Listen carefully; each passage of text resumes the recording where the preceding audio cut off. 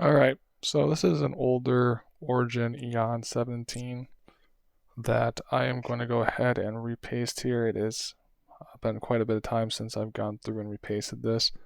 This one has actually been, the actual IHS on the CPU has actually been delidded, and there's liquid metal on the die between uh, the IHS and the die itself, and that really helped out with performance.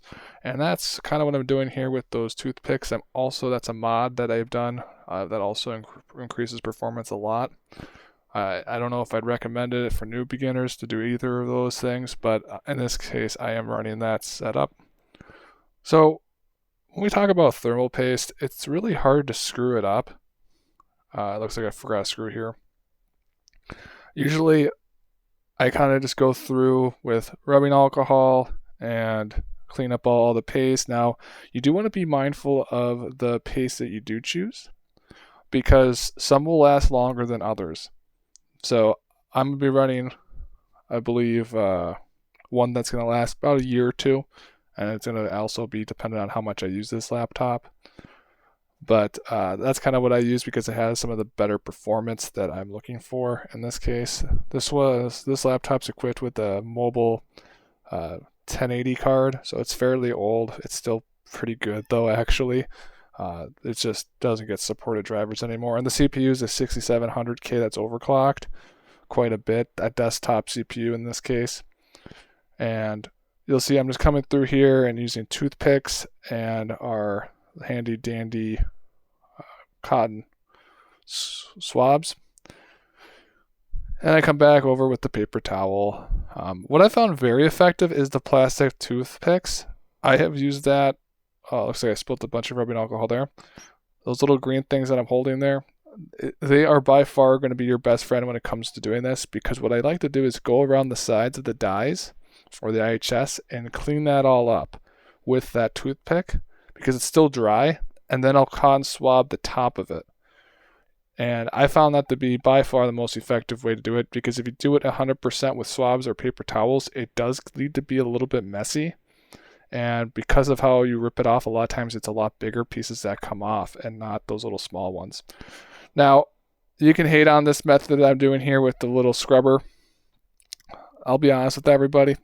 The reality is I've done it 100 different ways. The X's, the daub, the control that you get, and the ability to put down such a thin layer.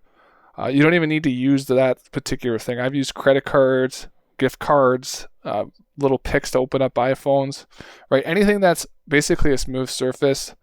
Looks like I'm replacing this toothpick here. Now, when you put down this heatsink, you do want to be a little bit mindful. It's like putting on a car tire, right? There is right ways and wrong ways to go about doing this. What I find to be pretty effective is placing it down, making sure it's set up and aligned right. And then I'll go around. This one does actually have markings for which ones to torque down first.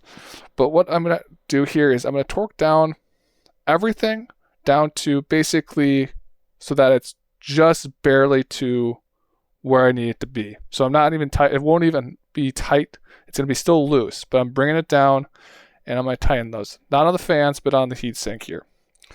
So in this case, I'll do all of them, and then I'm going to go through the numbering on this heatsink. So there is numbers, so I'm going to follow that, and I'm going to go back and torque them down.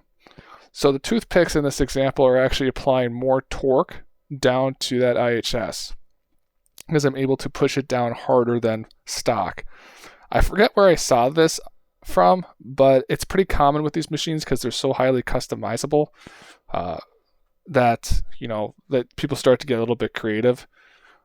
And like I said, I did do that liquid metal technique. That brought down my thermals about 20 Celsius. So pretty significant. And now I'm hoping with this kind of new thermal paste, that's going to help significantly. And here we go. All done. Now, this is a fairly old laptop, and I've came a long ways when it comes to computer repair, TV repair, etc. So I actually am missing quite a few screws here. That's all right. I don't need them.